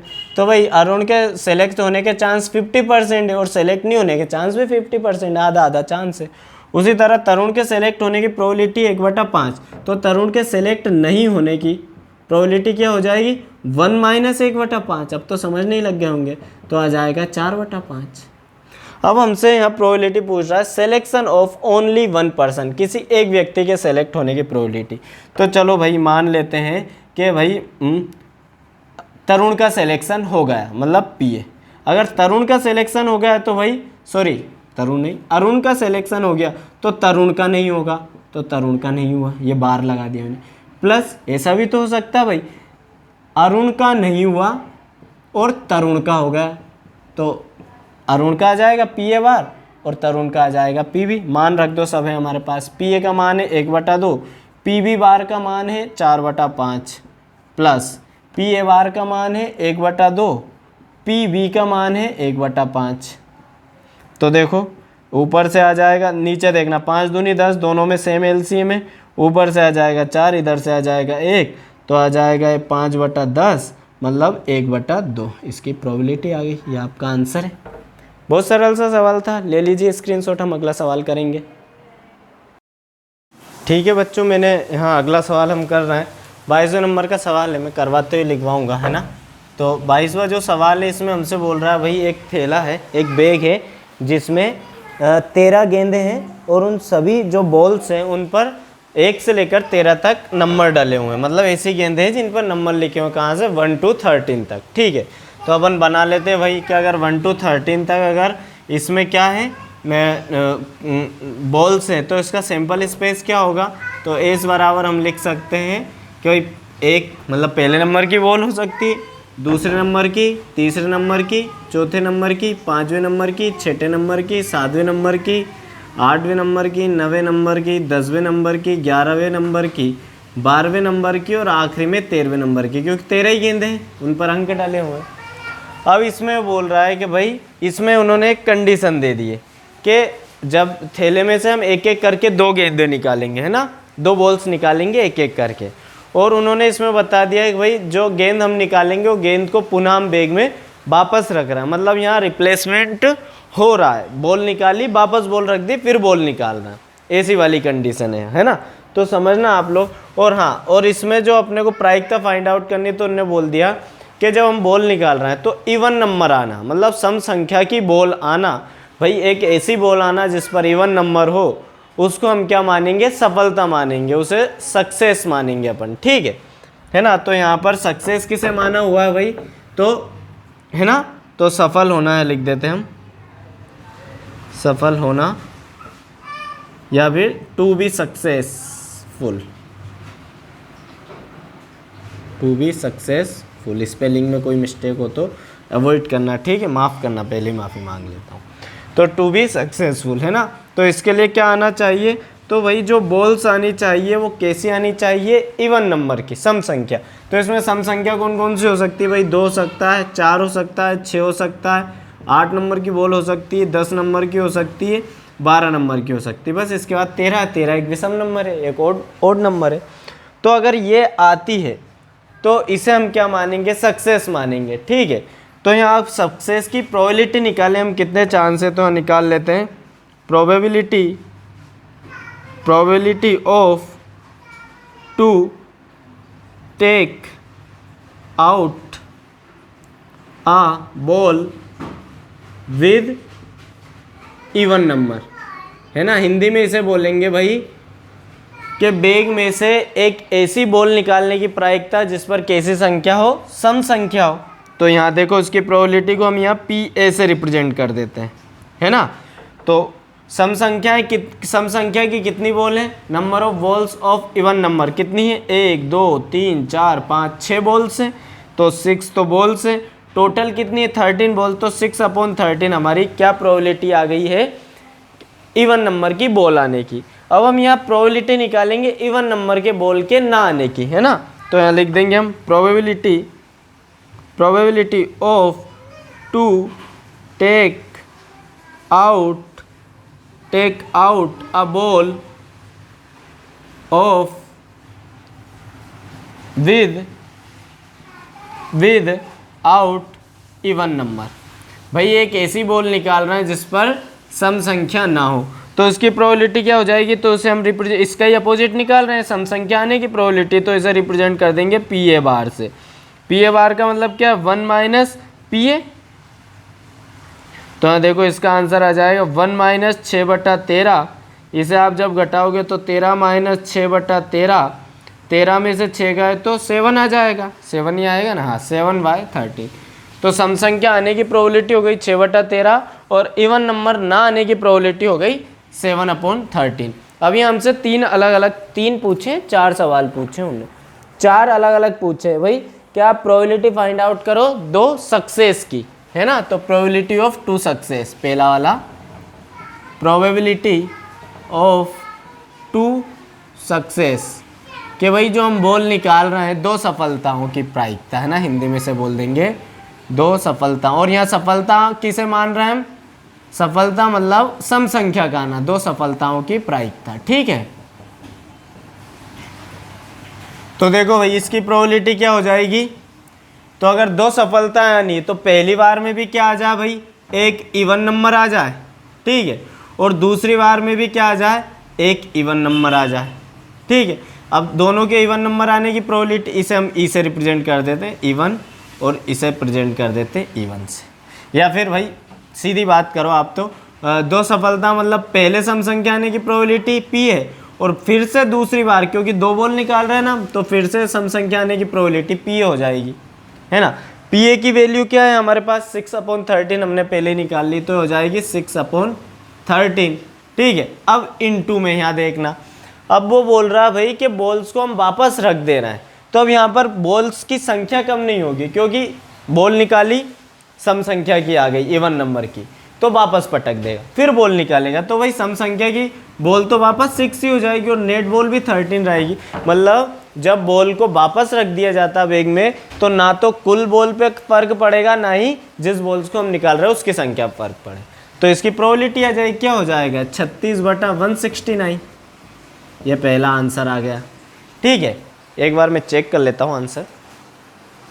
अगला जो हमसे सवाल पूछ रहा है बच्चों, वो ये पूछ रहा है कि केवल एक सफलता मिले हमें। ठीक है, तो केवल एक सफलता मिले, तो दूसरा मैं पूछ रहा only one success, only one success, केवल एक सफलता मिले, है ना। तो इसकी प्रोबेबिलिटी क्या हो जाएगी, तो भाई ऐसा हो सकता है कि पहली जो बॉल निकाल रहा हो उसमें वो सफल हो जाए, पहले ही इवन नंबर आ जाए, तो दूसरी बॉल निकाले उसमें असफल हो जाए, मतलब पी ए बार आ जाए, उसमें बॉल ना निकले। प्लस ऐसा भी तो हो सकता है कि पहले ही असफल हो जाए और दूसरी बार जब हाथ डाले तो सफल हो जाए, तो ये केवल एक सफलता को दर्शा रहा है, ओनली वन सक्सेस।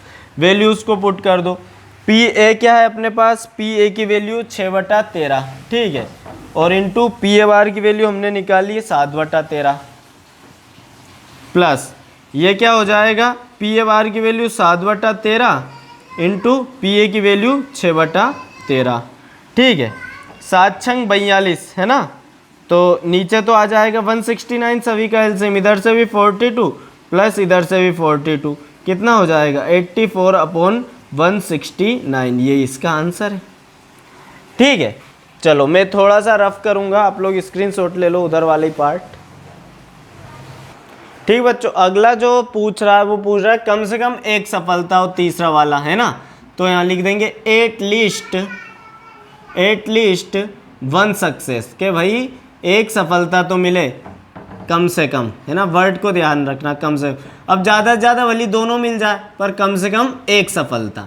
तो आप लोगों को अगर पता हो तो 20वें नंबर का सवाल आप लोगों में मैंने बिल्कुल अच्छे से समझा है, कम से कम एक वाली कंडीशन। अगर दो चीज़ें दे रखी, मैंने वहाँ बताया था कि सफल असफल दे रखा हो, सेलेक्ट होना या सेलेक्ट ना होना, तो बात एक ही है ना। तो यहाँ हम ऐसा करेंगे, हम सारी कंडीशंस ना निकाल कर, क्या पूछ रहा है, कम से कम एक सफलता, तो हम इसका एक में से घटा देंगे दोनों में सफल होने की कंडीशन को, समझ रहे हो ना। कम से कम एक सफलता का मतलब 3 कंडीशन बनती है भाई, पहले में सफल हो जाए, दूसरे में असफल हो जाए, या फिर पहले में असफल हो जाए, दूसरे में सफल हो जाए, 2 कंडीशन। तीसरी कंडीशन भाई दोनों में ही सफल हो जाए, है ना। तो अपन इसका एक में से क्या घटा रहे हैं भाई, दोनों में ही असफल होने की कंडीशन। ठीक है, तो दोनों में असफल होने की कंडीशन क्या हो जाएगी, P A bar into P B bar, P A bar, है ना। यहाँ पी बी का तो कोई मतलब ही नहीं है ना। दोनों में असफलताएं कब होंगी, पहली बॉल निकाली तो भी ना आई, दूसरी बार निकाली तो भी ना आई। ठीक है, तो 1 माइनस, जिसे ये वाली चीज़ समझ में नहीं आ रही हो, 20 वाले इसके जस्ट पहले वाला 22 है ना 21, 20वें नंबर का सवाल अच्छे से देखना, मैंने बहुत अच्छे से एक्सप्लेन किया इस कंडीशन में।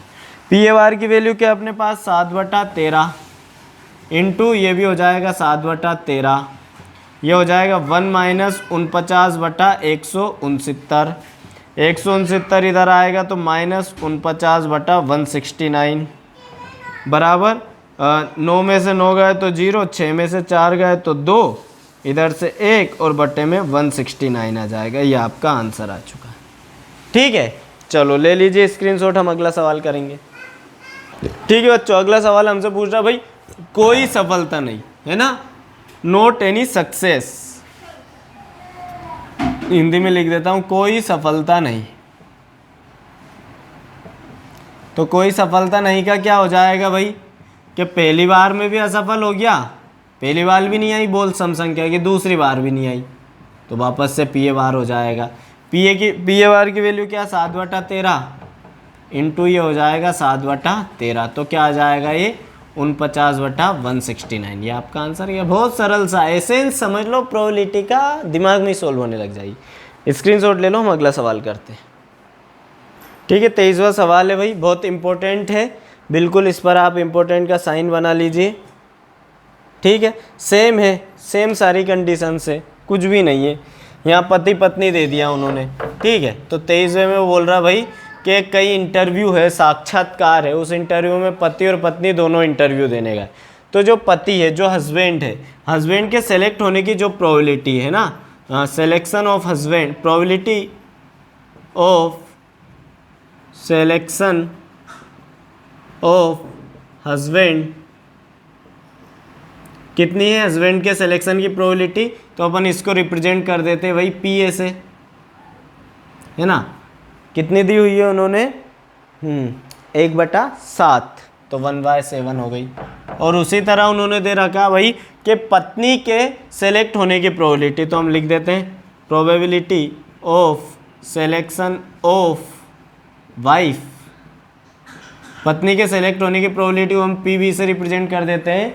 और ये उन्होंने दिया हुआ है भाई, कितना दिया हुआ है, 1/5 है, 1/5 चांस है पत्नी के सेलेक्ट होने की।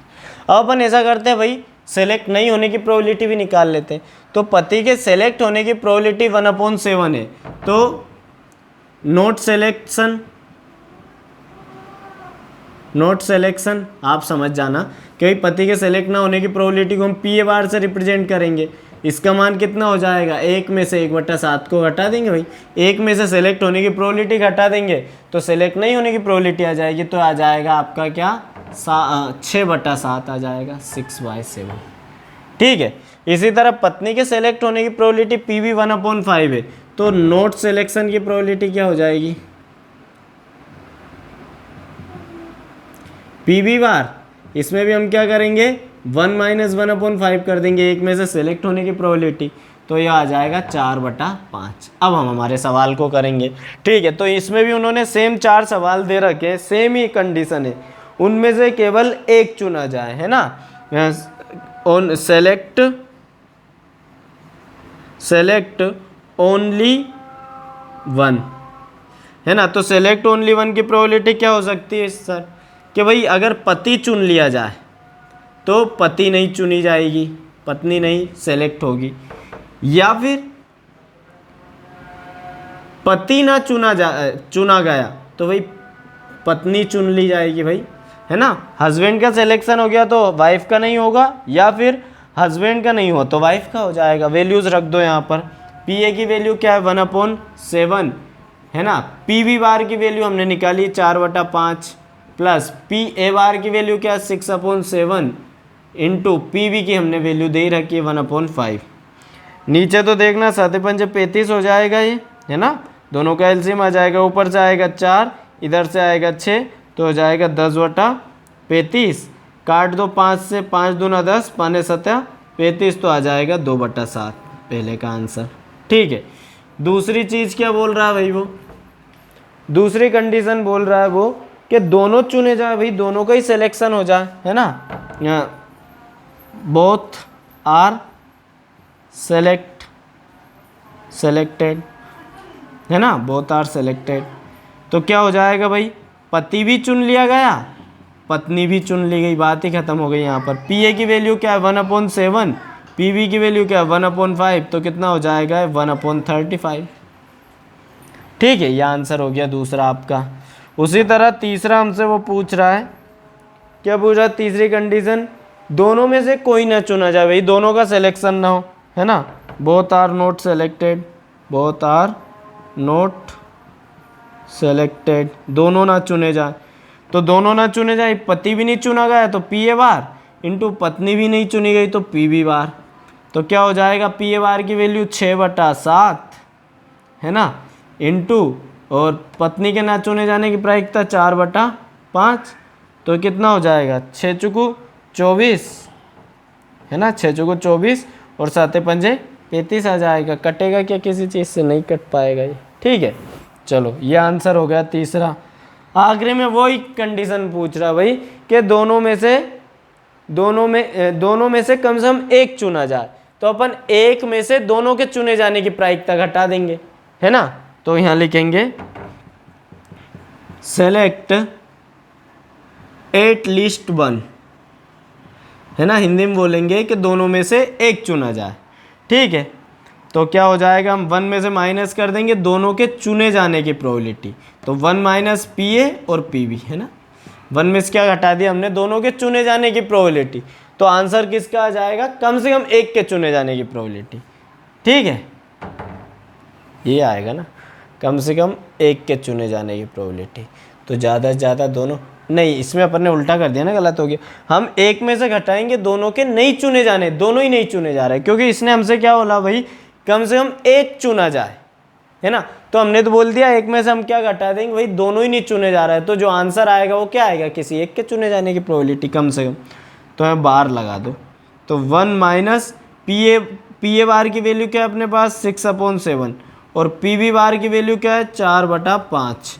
तो 1 माइनस ये हो जाएगा 6 चौको 24/7 पंजे 35 इधर आएगा, तो 35 माइनस 24/35 6 5 11, तो 11/35 इसका आंसर आ जाएगा। चलो मैं आंसर मैच करता हूँ, तब तक आप लोग स्क्रीनशॉट ले लीजिए, ठीक है बच्चों। सही आंसर है, अगला सवाल करेंगे, ठीक है बच्चों। 24वां सवाल है, अच्छा सा सवाल है, देखिएगा।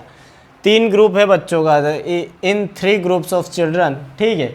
बच्चों का 3 समूह है ना, और इन 3 समूह में क्या क्या है, तो पहले ग्रुप में तो 3 बालिकाएं, G स्टैंड फॉर गर्ल मतलब लड़की, B स्टैंड फॉर बॉय मतलब लड़का, तो 3 तो लड़कियां हैं और 1 लड़का है। दूसरे ग्रुप में 2 गर्ल हैं 2 बॉय हैं। तीसरे ग्रुप में 1 गर्ल है और 3 बॉय हैं। अब हमसे बोल रहा है कि तीनों ग्रुप से हमें एक एक बच्चा रेंडमली चुनना है, सेलेक्ट करना है। अब जो हमने सेलेक्ट किए उनमें 1 लड़की और 2 लड़के होने चाहिए। क्या होना चाहिए, 1 लड़की और 2 लड़के होने चाहिए। तो इसकी प्रोबेबिलिटी हमें यहाँ बतानी है, और इसका आंसर भी उन्होंने दिया हुआ है इसी में ही। हमें प्रूफ करना है कि इसकी प्रोबेबिलिटी क्या होनी चाहिए, 13/32 13/32 होनी चाहिए। तो देखो, तो हम यहाँ निकालेंगे probability of selecting one girl and 2 boys, ठीक है। किसकी प्रोबेबिलिटी निकाल रहे हैं हम, तो 1 लड़की के और 2 लड़के होने की प्रोबेबिलिटी, और तीनों ग्रुप से एक एक बच्चा लेना। भाई तीनों ग्रुप से एक एक बच्चा ले रहा है, स्वाभाविक है 3 बच्चे चुनेंगे हम, तो उन 3 बच्चों में 1 लड़की हो और 2 लड़के हो, इसकी प्रोबेबिलिटी फाइंड आउट करो। तो देखो क्या क्या कंडीशन बनती, मान लो पहला जो ग्रुप लिया उनसे हमने बालिका ले ली, तो बाकी दोनों ग्रुप से लड़के लेने पड़ेंगे, क्योंकि हमें 2 लड़के चाहिए और 1 लड़की चाहिए। भाई ऐसा ना किया हमने, पहले ग्रुप से लड़का लिया, दूसरे ग्रुप से लड़की ले ली और तीसरे ग्रुप से फिर लड़का ले लिया। चलो मान लो ऐसा भी ना किया हमने, पहले ग्रुप से भी लड़का ले लिया, दूसरे ग्रुप से भी लड़का ले लिया और तीसरे ग्रुप से लड़की ले ली। तो ये 3 कंडीशन पॉसिबल है, इनके अलावा और कोई संभव हो ही नहीं सकता, ठीक है। देखो, तो पहले ग्रुप से लड़की लेने की प्रोबेबिलिटी इस ग्रुप से, कितनी लड़कियां भाई 3 है, कुल कितना है यहाँ पर, तो 4 कुल बच्चे, यहाँ पर भी कुल बच्चे 4 हैं, और हर ग्रुप में कुल तो 4 बच्चे हैं। तो 3 लड़कियाँ मतलब 1 लड़की लेनी कितने, 3 में से, है ना, 3 लड़कियों में से, और कुल यहाँ पर बच्चे कितने 4 हैं, इनटू फिर हमें अगले ग्रुप से लड़का लेना है। ये ग्रुप चेंज हो रहा है, ये फर्स्ट ग्रुप में से ले रहे हैं हम, ये सेकंड से ले रहे हैं और ये थर्ड से, ऐसा लिख देना, आप लोग भी कंफ्यूज ना हो, नहीं तो आप एक ही ग्रुप से धर मारो सबको, है ना। ये पहले ग्रुप से है, ये दूसरे ग्रुप से, ये तीसरे ग्रुप से, ये फर्स्ट ग्रुप से, ये सेकंड ग्रुप से और ये थर्ड ग्रुप से, ठीक है। दूसरे ग्रुप से लड़के होने की प्रोबेबिलिटी 2 लड़के हैं, कितने में से 4 में से, कुल बच्चे 4 हैं। तीसरे ग्रुप से लड़का लेने की प्रोबेबिलिटी, तो 3 लड़के हैं इस ग्रुप में, कुल कितने बच्चे 4 हैं, प्लस फिर पहले ग्रुप से लड़का लेंगे तो लड़का तो 1 ही यहाँ पर, तो 1 और कुल कितने हैं 4 हैं। दूसरे ग्रुप से लड़की लेंगे तो लड़की कितने यहाँ पर 2 हैं, कुल बच्चे कितने इसमें 4 हैं, ठीक है।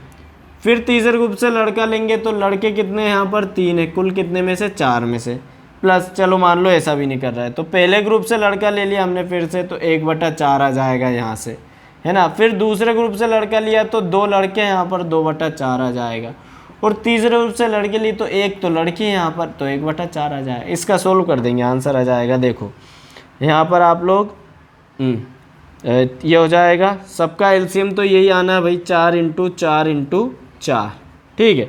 तो 2 तिया 6, 2 हाँ 2 तिया 6, 6 तिया 18, तो 18 यहाँ से आ जाएगा, प्लस 2 एकम 2, 2 तिया 6, तो 6 यहाँ से आ जाएगा, और यहाँ से 2 एकम 2, 2 एकम 2, तो 2 यहाँ से आ जाएगा। कितना हो रहा है ये, तो ये 20 और ये 26, 26/4 × 4 × 4, तो देखो 2 से काटेंगे, 13 दूना 26, 2 से 2 बार और नहीं कटेगा, तो ऊपर तो आ गया 13, 4 चौको 16, 16 दूना 32, देखो आ गया, हैंस प्रूफ। यही आंसर देना था हमें, प्रोबेबिलिटी 13/32 आ गई। ठीक है, सरल इंपॉर्टेंट सवाल है, निशान लगा लो भाई, आ सकता है। नेक्स्ट सवाल करेंगे, स्क्रीनशॉट ले लीजिए। ठीक है बच्चों, अगला सवाल 25, तो बहुत कुछ नई चीज़ सीखने को मिलेगी। यहाँ पर एक रेशियो दिया जाएगा हमें, है ना। हमें केवल ध्यान रखना है कि इसे सोल्व कैसे, बहुत छोटा सा सॉल्यूशन है, ज़्यादा दिमाग नहीं लगाना भाई। 2 हैं कोई ए और बी, वो किसी पेपर को सोल्व करने बैठे हैं, तो इन्होंने यहाँ दिया हुआ है कि ए जो पेपर को सोल्व करता है, तो उसमें हमने घटना ए का अनुकूल संयोगानुपात निकाल दिया, मतलब अनुकूल संयोगानुपात उनने दिया हुआ, इसे इंग्लिश में बोलते हैं ओड्स इन फेवर, कि ये रेशियो वो है कि वो पेपर सोल्व कर सकता है, उसका रेशियो है, ठीक है ना। तो ये जो रेशियो में आगे रहता है ना, ये रहता है उसके सोल्व करने का चांसेस, और जो पीछे रहता है वो उसके सोल्व ना करने के चांसेस रहते हैं। बात समझना, कब, जब ओड्स इन फेवर दे रखा हो, अनुकूल संयोगानुपात दे रखा हो, है ना, इससे हम प्रोबेबिलिटी निकालेंगे। उसी तरह घटना बी का, यहाँ देखना, यहाँ अनुकूल वर्ड था या प्रतिकूल, अपोजिट वर्ड कर दिया। घटना बी का प्रतिकूल संयोगानुपात, मतलब odds of event in against, odds in against मतलब विपरीत, सोल्व ना कर पाना, ऐसा बोल रहा। तो यहाँ दे रखा 5:7, 5:7। तो अब यहाँ ये प्रतिकूल है, तो जो पहला वाला जो रेशियो होगा ये बता रहा है इसके द्वारा सोल्व ना होने की प्रोबेबिलिटी, और पीछे वाला बता रहा है सोल्व होने की प्रोबेबिलिटी बी के द्वारा। ठीक है, तो देखो यहाँ से प्रोबेबिलिटी कैसे निकालेंगे, तो ये अगर अनुकूल संयोगानुपात दे रखा है तो इसे हम ए कंसीडर करेंगे, इसे बी, तो फॉर्मूला होता है पी ए का। पी ए मतलब कि भाई ए द्वारा पेपर के सोल्व करने की प्रोबेबिलिटी क्या हो जाता है, A/A+B, सिंपल सा फॉर्मूला A/A+B। ठीक है, ए की वैल्यू क्या अपने पास 3 और A+B मतलब 3 + 4, तो इसकी प्रोबेबिलिटी आ जाएगी 3/7। समझ गए होंगे, बहुत सरल से चीज़ दे रखी होगी। मतलब हमारे पास ए के द्वारा पेपर हल करने की प्रोबेबिलिटी आ गई 3/7। ठीक है, अब यहाँ पर हम वो भी तो निकाल सकते हैं ए के द्वारा सॉल्व ना करने की प्रोबेबिलिटी, है ना, तो पेपर के सॉल्व ना होने की प्रोबेबिलिटी, तो पी ए बार हो जाएगा। पी ए बार बराबर क्या होता है, 1 - पी ए। पी ए की वैल्यू 3/7, तो आ जाएगा ये 4/7, मतलब ए द्वारा पेपर के सॉल्व ना होने की प्रोबेबिलिटी ये निकाल दी हमने। ठीक है, उसी तरह यहाँ मेरे पास दे रखा घटना बी का प्रतिकूल संयोगानुपात, odds in against.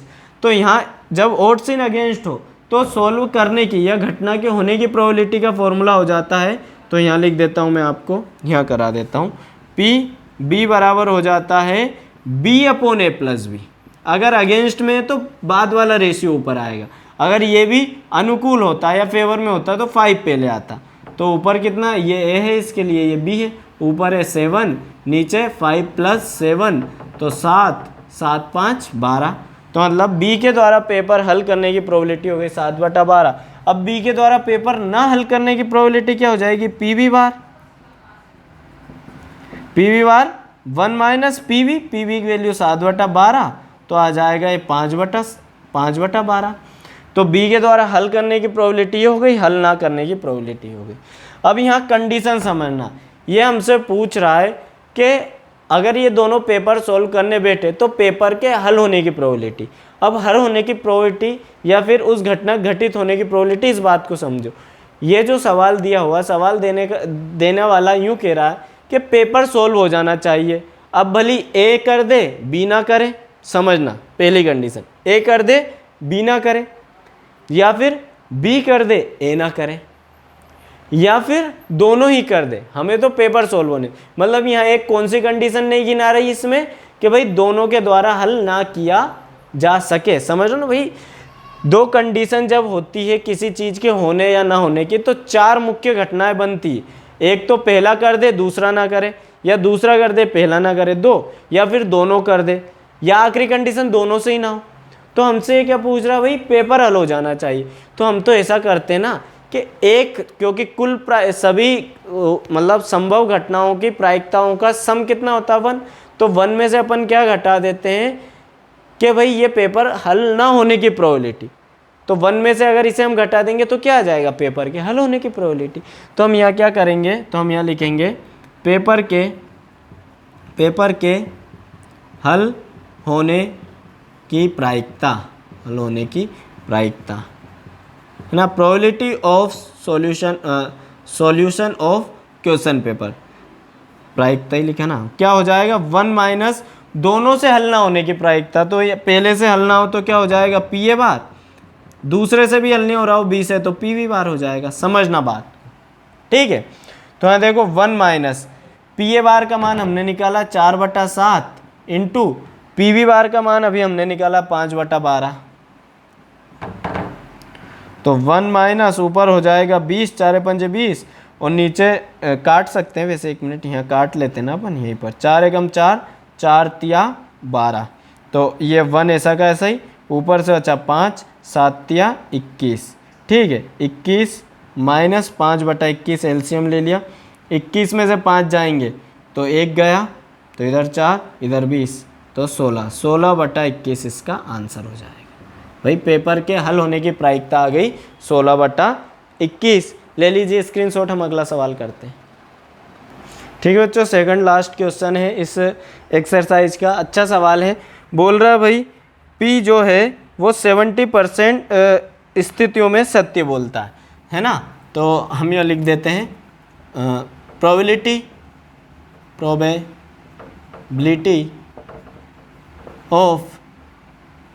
Of P to speak true, ठीक है, कि भाई P के सत्य बोलने की प्रायिकता, इसे हम रिप्रेजेंट कर देते हैं, P के सत्य बोलने की प्रायिकता को हम, चलो ठीक है ऐसे ही रहने दो, सत्य बोलने की प्रायिकता को किससे रिप्रेजेंट करें, P से रिप्रेजेंट कर देते हैं इसे, है ना, P से रिप्रेजेंट कर देते हैं। कितनी दे रखी है 70%। अच्छा, परसेंट को प्रायिकता में कैसे चेंज करेंगे, तो 70% को हटाएंगे तो बटे में 100 आ जाएगा, ठीक है। तो 0 से 0 कटा कितना आ जाएगा 7/10, मतलब P के सत्य बोलने की प्रायिकता हो गई 7/10। उसी तरह उनने दूसरा दे रखा है Q 80% स्थितियों में सत्य बोलता है, तो ये लिख देंगे probability of Q to speak truth, इसे हम PF से रिप्रेजेंट कर देते हैं। कितना सत्य बोलता है वो 80%, तो इसका अगर आप निकालो प्रोबेबिलिटी तो 80/100, ये हो जाएगा 0 से 0 कैंसिल, 2 से तो हो जाएगा ये 4, ठीक है। इसे ऐसे ही रहने दो, 8/10 ही रहने दो, सोल्व करने में आसानी होगी अभी तो, है ना, मत करो ज़्यादा छोटा, है ना। अब वो ये बोल रहा है हमसे यहाँ पर, चलो ये दोनों निकाल ली हमने, तो ये तो इनके सत्य बोलने की प्रायिकता निकाली हमने, तो इनके झूठ बोलने की प्रायिकता निकालते हैं। तो भाई अभी स्पीक जो सत्य बोलता है P, उसकी प्रायिकता कितनी 7/10, तो असत्य बोलने की प्रायिकता, सत्य बोलने को P से दर्शा रहे हैं तो इसे हम दर्शा देंगे P बार से। कितना हो जाएगा 1 माइनस P, तो P की वैल्यू क्या 7/10। भाई सच बोलने की प्रायिकता 7/10, तो झूठ बोलने की 1 माइनस 7/10, कितना हो जाएगा ये, तो 10 इधर जाएगा तो हो जाएगा 3/10। उसी तरह Q के सत्य बोलने की प्रायिकता है 8/10, तो इसके झूठ बोलने की प्रायिकता को PF बार से दर्शा देते हैं। ये कितना हो जाएगा 1 माइनस 8/10, या फिर ये हो जाएगा हमारा 2/10, यही रहने दो, काटो मत अभी। अब हमसे बोल रहा है भाई कि ऐसी कितने उसकी किसकी प्रायिकता फाइंड आउट करो कि जब ये दोनों ही अपनी मतलब दोनों ही एक मत पर सहमत हो, किसी एक फैक्ट पर दोनों की जो सहमति हो समान। और सहमति का मतलब समझना, मैं पहला वाला बोल रहा है कि ये पेन काला है, सही बोल रहा, तो दूसरा बोल रहा है हाँ काला है, मतलब दोनों सही बोल रहे हैं, बात समझना। एक ने बोला P ने भाई ये पेन काला है, तो Q भी बोल रहा है कि हाँ ये पेन काला है, मतलब दोनों सही बोल रहे हैं, सहमत हैं एक ही बात पर, ठीक है। P पी मतलब पहली कंडीशन क्या है, दोनों सच सच बोले। दूसरी कंडीशन, पी ने बोला भाई ये पेन लाल है ना, तो क्यू ने बोल दिया हाँ भाई ये पेन लाल है, पर ये पेन लाल है क्या, नहीं है, तो पी भी झूठ बोल रहा है और क्यू भी झूठ बोल रहा है। अब भले वो झूठ बोल रहा है लेकिन वो सहमत तो है ना एक ही तथ्य पर। बात आई समझ में। तो यहाँ से देखना जो प्रोबेबिलिटी फाइंड आउट करनी, probability of the same decision, कि भाई समान सहमति की प्रोबेबिलिटी फाइंड आउट करना है। तो क्या निकलेगी भाई कि दोनों सत्य सत्य बोले, है ना, पी भी सत्य बोले तो सत्य बोलने की प्रायिकता पी ही, और क्यू भी सत्य बोले तो क्यू के सत्य बोलने की प्रायिकता पी एफ है। ठीक है, या फिर ऐसा हो कि पी ई भी मतलब पी भी असत्य बोले तो पी के झूठ बोलने की प्रायिकता कितनी, पी बार है, और क्यू भी झूठ बोले, है ना, तो पी एफ बार हो जाएगा। ये मान रख दो, बस ये कंडीशन थी। दोनों सच सच बोले या दोनों फॉल्स फॉल्स बोले, झूठ बोले। ठीक है, मान है पी का मान क्या अपने पास 7/10, पी एफ का मान क्या है 8/10, प्लस पी ई बार का मान है 3/10 और पी एफ बार का मान है 2/10। कर दो गुणा, तो देखो बटे में तो 100 ही आएगा एलसीएम, ऊपर 7 8 56 हो जाएगा ये, प्लस 3 दूना 6 हो जाएगा ये। ठीक है, 56 6 72 के 62, है ना, 62/100। 4 से कटेगा क्या है, नहीं कटेगा, 4 से 2 से कटेगा केवल, 2 3 6। ठीक है, 2 एकम 2 और बटे में आ जाएगा 50। ये इसका आंसर है। ठीक है, उन्होंने इसे किस, चलो मैं देखता हूँ आंसर चेक करता हूँ, बाकी आप स्क्रीनशॉट ले लीजिए। बच्चों उन्होंने परसेंट के रूप में दे रखा है, तो देखो यही अपना आंसर आ जाएगा 62/100। तो आप जानते हो परसेंट हटाते हैं तो बटे में 100 आता है, अगर बटे में से 100 हटा दूं तो पीछे परसेंट आ जाएगा, तो 62% चांसेस है। ये आपका आंसर है। ठीक है, ठीक है बच्चों, एक्सरसाइज का लास्ट सवाल है। अच्छा सवाल है, जैसा लास्ट सवाल हमेशा घुमा फिरा के देते हैं आरवी त्रिपाठी में। 27 नंबर, काफ़ी बड़ी एक्सरसाइज थी आपकी। 27वां सवाल है, और सवाल भी थे करने में छोटे, पर उनका एसेंस समझना बहुत ज़रूरी, मैंने पूरी कोशिश की है। देखो 27वां सवाल में बोल रहा भाई ए और बी कोई व्यक्ति है, वो एक पासा युग्म फेंकते हैं। पासा युग्म का मतलब है कि 2 डाइस को एक साथ, एक व्यक्ति 2 डाइस को एक साथ फेंक रहा है ना, डाइस समझ रहा हो ना, जिसमें 1 से लेकर 6 तक अंक रहते हैं। तो 2 डाइस फेंक रहा है। अब वो बोल रहा है कि अगर दोनों डाइस के जो नंबर आ रहे हैं ऊपर, उनका सम अगर 10 आ जाता है, ठीक है, दोनों डाइस पर जो दोनों डाइस को फेंकने पर अगर सम 10 आ जाता है तो वो जीत जाता है। ठीक है, अब इस गेम को शुरुआत भाई ए और बी है, तो कोई एक तो शुरुआत करेगा, तो ए इस गेम की शुरुआत करता है, मतलब ए सबसे पहले पासा फेंकता। अब वो बोल रहा है कि ए के जीतने की प्रायिकता ज्ञात कीजिए आप, ए के जीतने की प्रोबेबिलिटी। बी से हमें कोई मतलब नहीं, हमें ए पर ध्यान देना, बात समझना, बहुत प्यारा सवाल है। तो पहली बात तो अगर 2 पासे हम फेंक रहे हैं, अगर we have to throw 2 dice, तो सैंपल स्पेस क्या होगा, तो 2 पासे फेंकने पर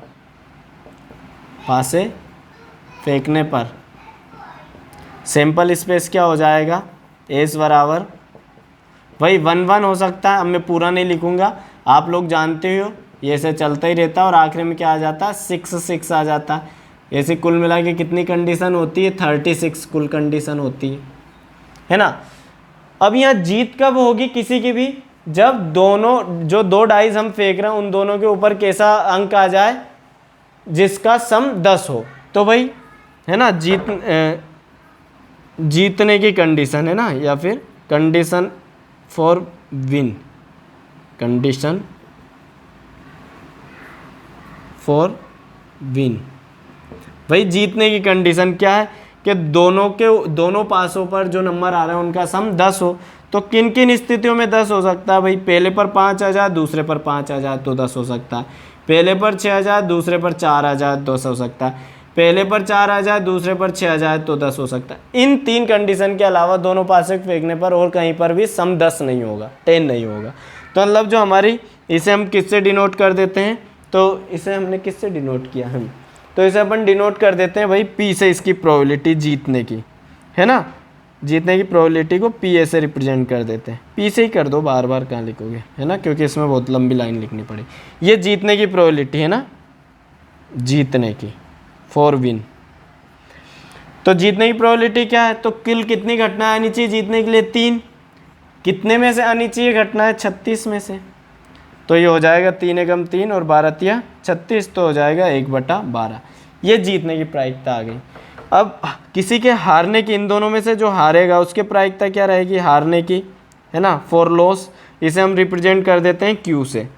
तो 1 में से जीतने की प्रायिकता घटा दो, तो 1 - 1/12 कर देंगे, तो आ जाएगा 11/12, है ना। मतलब जीतने, किसी के भी जीतने की प्रायिकता 1/12 है और हारने की प्रायिकता 11/12 है। अब हम यहाँ प्रोबेबिलिटी निकालेंगे किसकी, ए के जीतने की प्रोबेबिलिटी, है ना। और ये गेम अनंत तक चलते ही जा रहा, फेंकते ही जाएंगे, फेंकते ही जाएंगे, ये ध्यान रखना, है ना। Probability for probability of to win A, भाई ए के जीतने की प्रायिकता, ठीक है। तो यहाँ लिख देना ए के जीतने की प्रायिकता। अब यहाँ समझना, हमें ए को ही जिताना है हर कंडीशन में, है ना, और बी को हराना है, ये आप मान के चलो। तो पहले ए ने शुरुआत की, सवाल बोल रहा है ए ने शुरुआत की, जो भी नंबर आ रहा है उनमें उनका योग 10 आ गया, मतलब इन तीनों कंडीशन में कोई सी, मतलब कुल मिला के ए जीत गया। तो ए जीत गया तो पी आ गया। अब ए जीत गया तो जीत गया, हमें एक बार जिताना है ए को, फिर उनने गेम दोबारा चालू किया, ठीक है। तो फिर ए ने ही फेंकना, हमेशा ए ही फेंकेगा, ये ध्यान रखना। तो ए ने फेंका, लेकिन इस बार 10 नहीं आया, वो हार गया। फिर ए है या कौन है, हाँ ए और बी है ना। फिर बी ने फेंका, ये ऊपर लिख देता हूँ मैं, ये ए जीता और यहाँ ये ए हार गया। फिर बी ने फेंका, तो बी को हमें हराना ही है, तो बी हार गई बेचारी।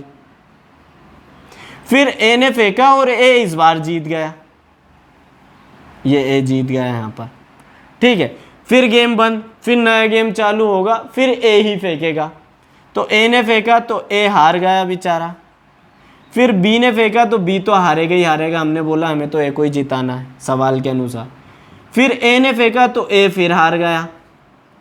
फिर बी ने फेंका तो बी को तो हराना ही है, तो बी फिर हार गया।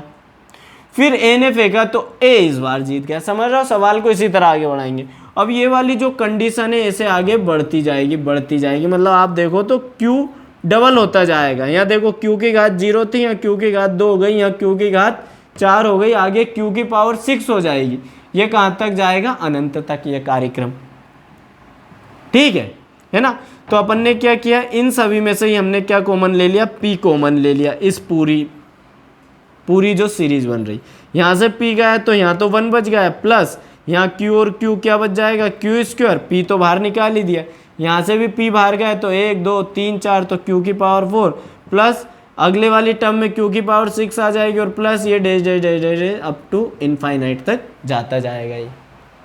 अब आपको थोड़ा ध्यान आ रहा हो तो अंदर ये क्या बन चुकी है, ये कौन सी सीरीज है, अर्थमेटिक है या ज्योमेट्रिक प्रोग्रेशन है। बिल्कुल सही, ये गुणोत्तर श्रेणी बन गई है ना, जीपी बन गई है ये। और जीपी में इसकी पहली टर्म तो है ये, और इन दोनों का जो कॉमन रेशियो है वो कॉमन रेशियो क्या होगा, तो अपन यहाँ लिख देते हैं a फर्स्ट टर्म तो है 1, और कॉमन रेशियो r से रिप्रेजेंट करते हैं। कॉमन रेशियो कैसे निकालते हैं, तो किन्हीं भी दो टर्म को लो, बाद वाली टर्म में पहली वाली टर्म का भाग लगा दो। तो अपन ये वाली ये दोनों टर्म ले लेते हैं, तो बाद वाली कौन सी Q², इसमें पहले वाली का भाग लगा दो 1 का, तो आपका कॉमन रेशियो क्या आ गया, समान अनुपात जिसे अपन बोलते हैं, है ना, वो कितना आ चुका है, Q² आ गया। अब हम जानते हैं ये कैसी गुणोत्तर श्रेणी जो इनफाइनाइट तक जा रही है, और हमें इन सभी का सम फाइंड आउट करना। तो किसी भी जो गुणोत्तर श्रेणी या जीपी रहती है उसमें इनफाइनाइट टर्म्स का जो सम रहता है एस इन्फिनिटी, उसका एक डायरेक्ट फॉर्मूला होता है, ठीक है। क्या फॉर्मूला होता है, S infinite equal to a/1 - r, ये फॉर्मूला होता है। मतलब इस पूरी जो जीपी है हमारी, इसका सम ये फॉर्मूला रिप्रेजेंट कर रहा है, जहाँ पर a क्या है, फर्स्ट टर्म है, और r क्या है, तो कॉमन रेशियो है। ये रख देते हैं वैल्यू हम। तो p तो बाहर चल ही रहा है, इस p को नहीं छेड़ना, अंदर a आएगा, इन सभी का सम। a क्या है, फर्स्ट टर्म 1, तो ऊपर आ जाएगा 1 - आर क्या है, क्यू स्क्वायर, ये देखो ये है अपना कॉमन रेशियो, तो क्यू स्क्वायर आ जाएगा ये। बस यहाँ तक हमें ज़्यादा निकालना इंपॉर्टेंट था। अब हमारे पास पी की और क्यू की दोनों की वैल्यूज़ है, पुट कर दो, सवाल का आंसर आ जाएगा। देखो यहाँ पर करते हैं।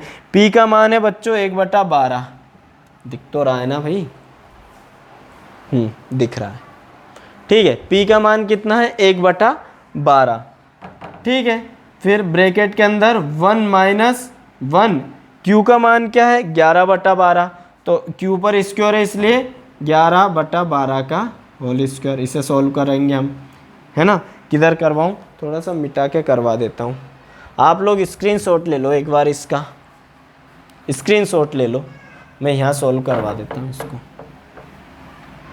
तो देखो क्या हो जाएगा, 1/12 तो बाहर चल ही रहा है, नीचे 1 - 1, 11 का स्क्वायर 121, 12 का स्क्वायर 144, ठीक है, बराबर में 1/12। अच्छा 144 एलसीएम लेंगे, पलट के ऊपर चला जाएगा तो 144 ऊपर, नीचे 144 माइनस 121 बचा, 12 एकम 12 और 12 से 12 बार 144 गया, तो ऊपर 12, नीचे 144 में से 121 जाएगा, 4 में से 1 गया 3, 4 में से 2 गया 2, 1 में से 1 गया 0, तो आपका आंसर आ चुका है 12/23। ये इसकी प्रोबेबिलिटी आ गई है ए के जीतने की। कितना आंसर आ गया है, लिख देता हूँ 12/23, दिस इज योर आंसर, ठीक है। लेट आई चेक, बिल्कुल सही आंसर आया है, आप लोग स्क्रीनशॉट ले लीजिए, ठीक है बच्चों। तो इसी के साथ आपकी एक्सरसाइज खत्म होती है।